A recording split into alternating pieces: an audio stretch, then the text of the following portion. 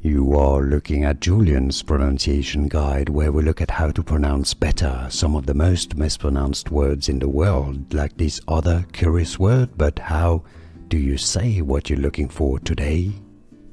Let's learn once and for all how to pronounce this very curious and confusing word, medical term when your body temperature is too low. British English pronunciation, how to pronounce hypothermia. Hypo, not hippo, hypothermia.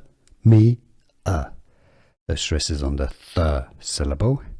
The American English pronunciation is slightly different, maybe just for the R in particular. The rest is similar.